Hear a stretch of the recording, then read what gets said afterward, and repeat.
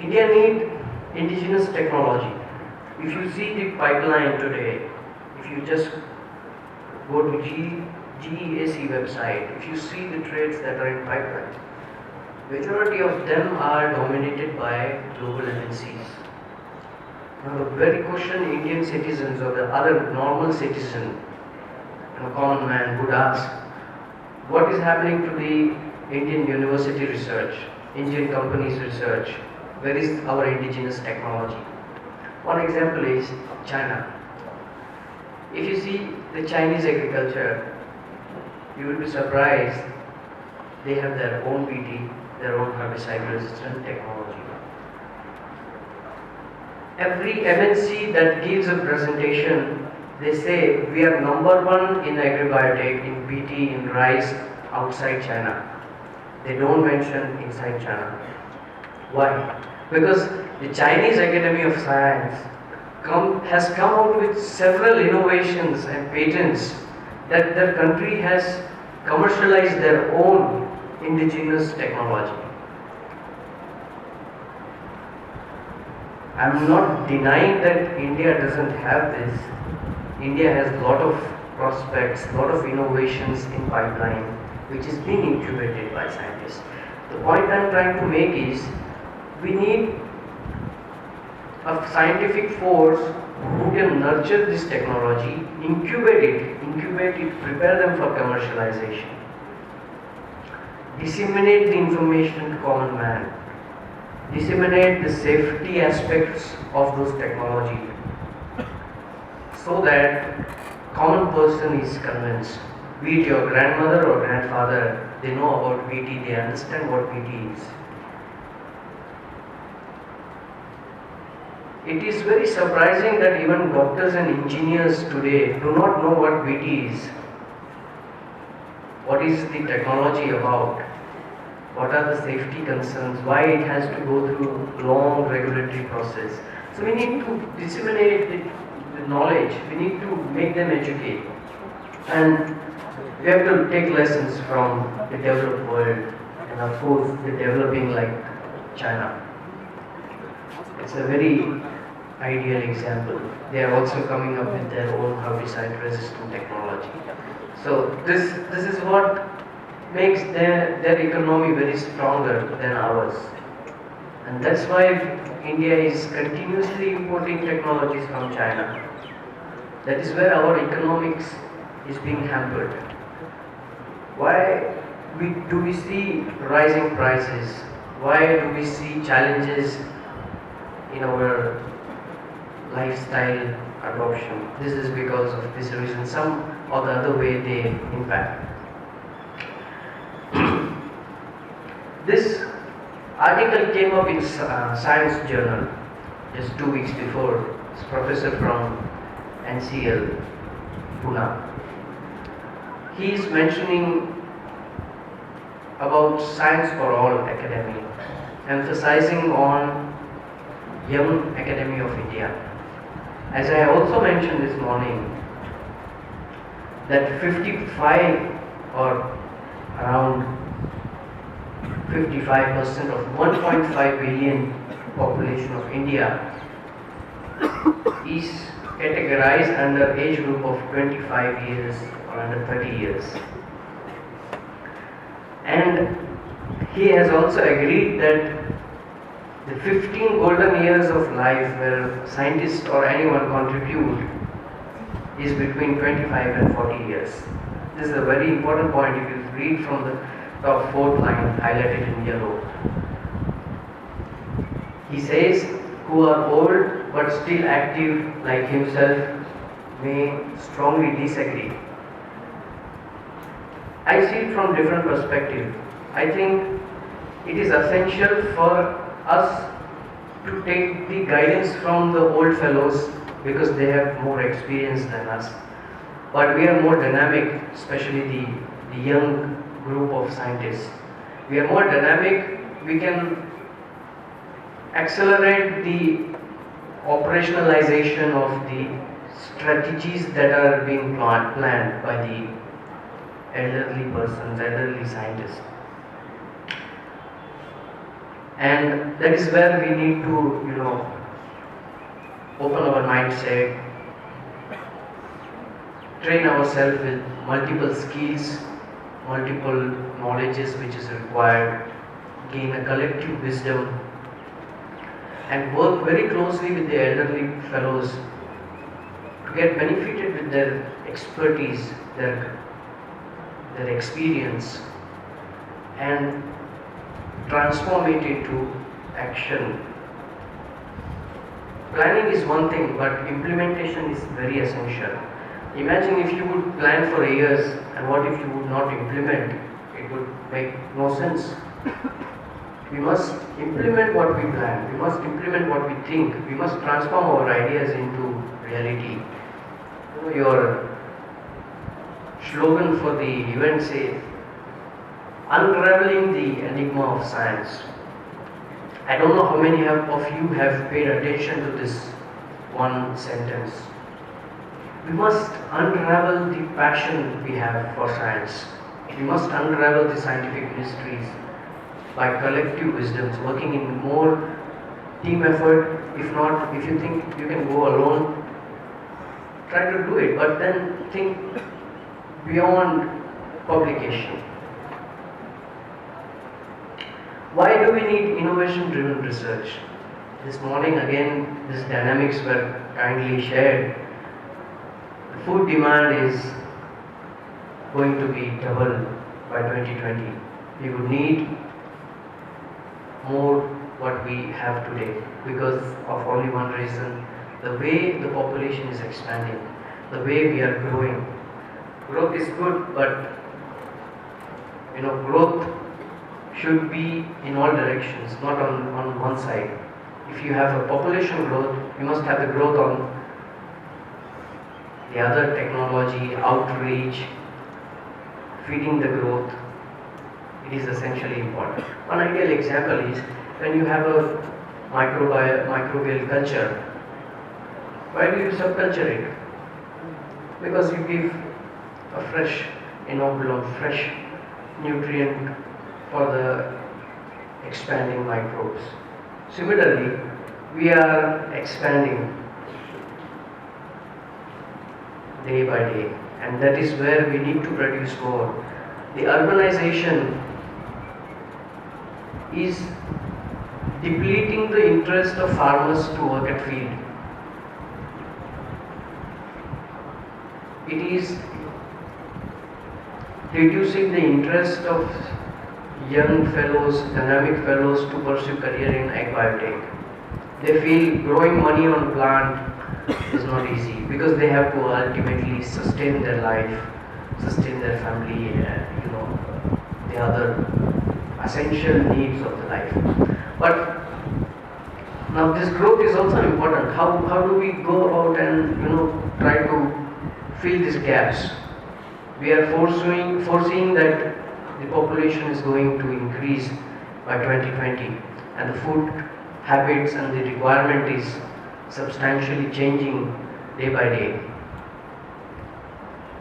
Most of you would agree that how each of the cities is seeing different shopping malls coming in, the more choices of food we have in supermarket, how the rejection power of customer has increased.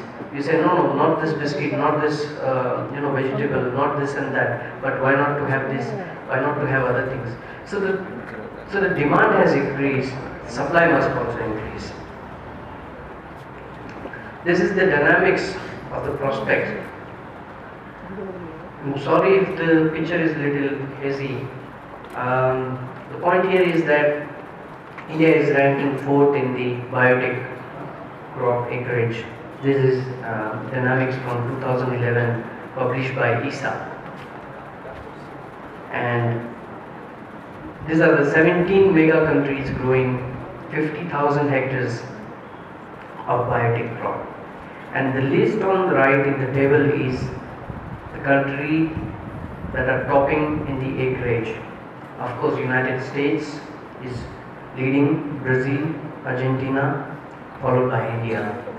Just if you now see the biotech crops, you will be amazed that with only one crop we are on rank 4. So much we are contributing to the economy. Imagine there are other crops. For sure the technology is safe. Most of the scientists have thoroughly investigated the safety aspects. There are a lot of chances for other crops to come in: eggplant, corn, rice, wheat, soybean, etc. Of course, the food challenge, safety is something that has to be resolved by the experts. So there is very good prospect for us to lead in the global biotech crop cultivation, and we have to change from technology adopter to technology developer to cross this path of challenge. So what are the challenges and how do we ensure these challenges can be turned into opportunities? Invention and quality research is the very first challenge. Friends, I would really like to urge that we must invent, we must have quality in our research. Be honest with your research endeavors. To be transparent is very essential. We need to have breakthrough technology, not just in yield but other combinations of technology. We have to overcome redundant research problem.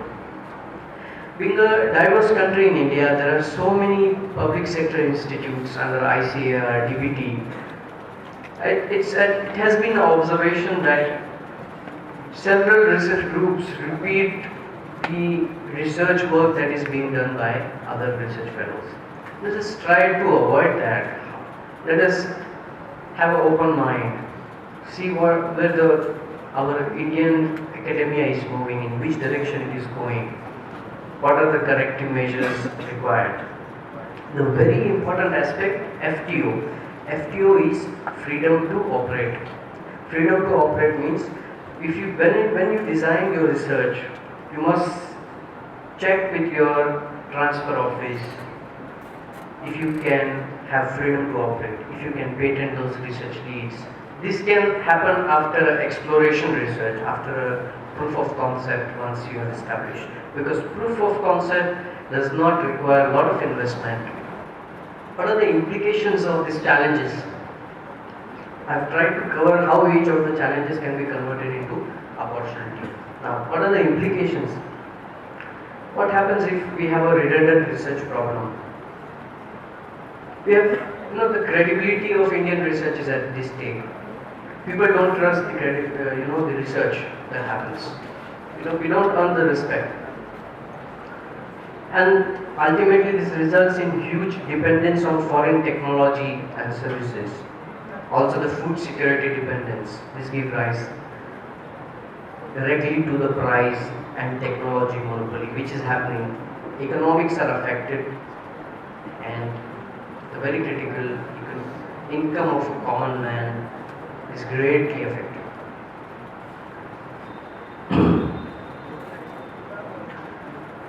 Now, challenges, implications, and how we can turn these into opportunities. We see the opportunities are, if we overcome those implications and challenges, we would have an opportunity to be a first mover, where we incubate innovation-driven research combined with curiosity and science-driven. I am not saying that we should stop curiosity and science-driven research. Curiosity is something which has to be nurtured, but we have to take that forward, combine it with curiosity, science, and innovation. Second opportunity is to become technology provider from the technology adapter country. Now, what are career prospects in ag biotech? These are some of the tips. We need to have brain drain from abroad to India, because most of our talent is not retained in India. becomes a threat because they go and work for other country and that country's economy is then, you know, do we have properly? It's visible on this slide, so please concentrate on this slide. Just due to paucity of time.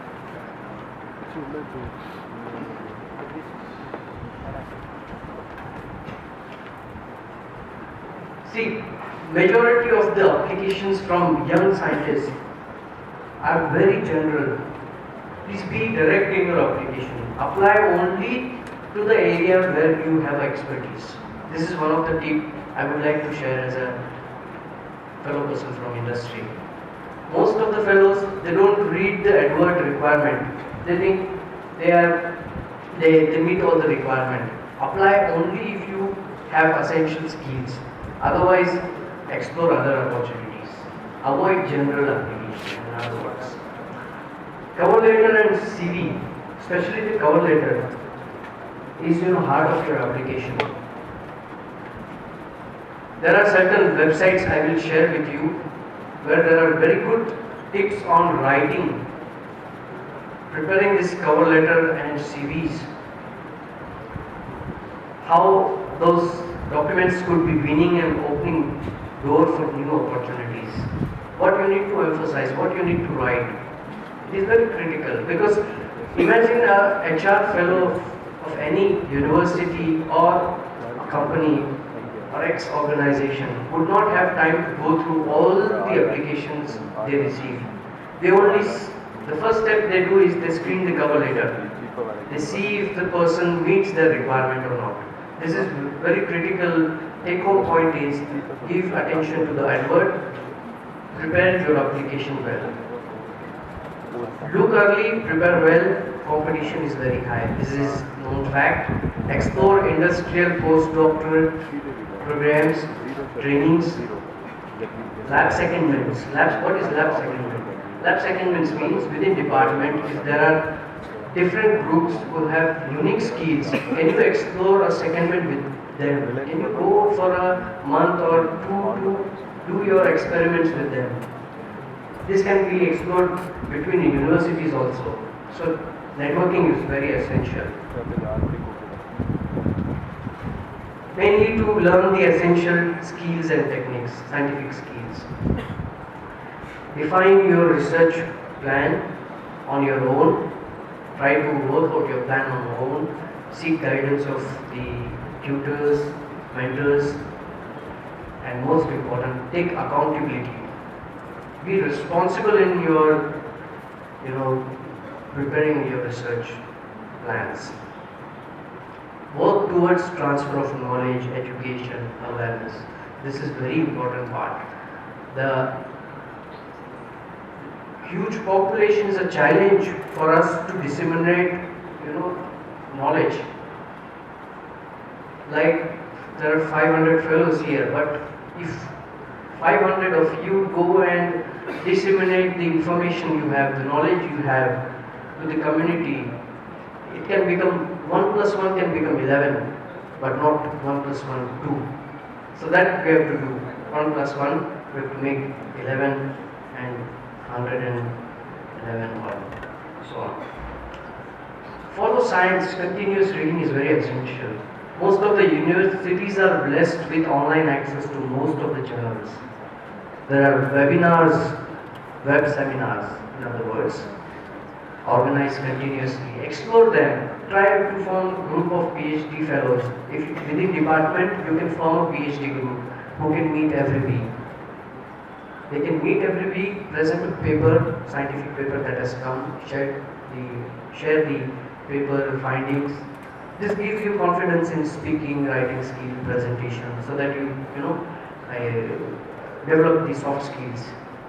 So this kind of things you can take initiative. You can form PhD group network within your department where you meet, say, once in 2 weeks or once in a month, where your tutors or mentors are not joining. You are chairing the session. You have the, you see how you control the time in the conferences, how to time the presentation, how to give effective presentation.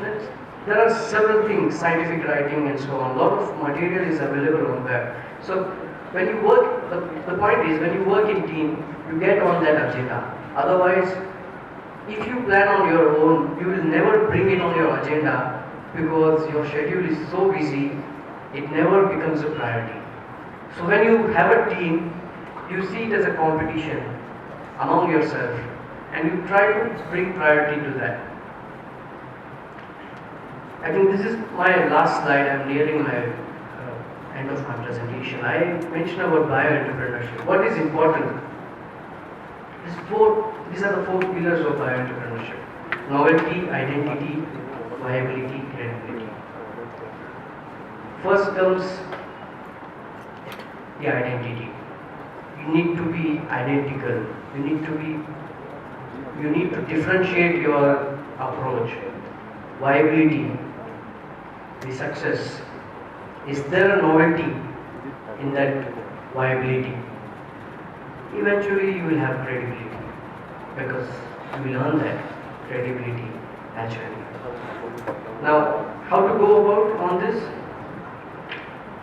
Take challenges, exploration research. Select very precisely. Form your hypothesis that is based on science and not just imagination. Do viability assessment of your hypothesis. It is a key. There are several trainings online available on Science and Nature journal website, freely available, where you don't pay anything. You can download good scientific writing skills and how not to kill your grant application. Most of you, after your PhD or postdoc, will start to write some grant proposal, or you will join your fellow professor mentors to help them prepare scientific grant proposals to get a competitive grant for your laboratory, so that your ideas can be nurtured, so that your ideas can be funded with a deserving fund. If your idea deserves funding, it must compete, and for it to compete, you have to present it in a way so that it can defend the other fellows who are competing with you. So there are details available how not to kill your grant application. What are the key points you should take into consideration when you start writing your grant proposal? These are simple tips basically. What happens is when we start to write, we become a little emotional, and we try to escape the critics. Other aspect of science is you must open for critics, be it good or bad. It is always helping you. You have to rise, fall and rise.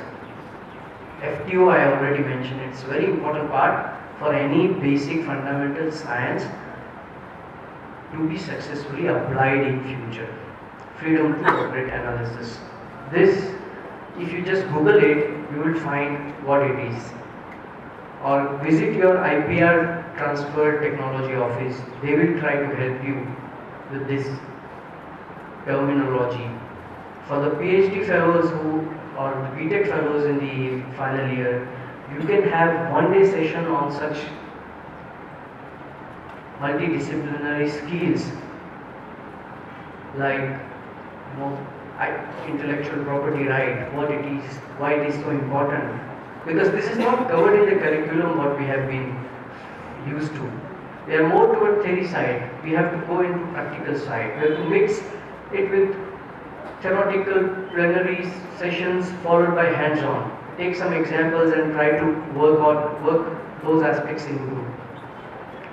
Important part, risk-benefit assessment. Now what is this? If you ask me, the problem with BT Brinjal which India faces is because of only one reason.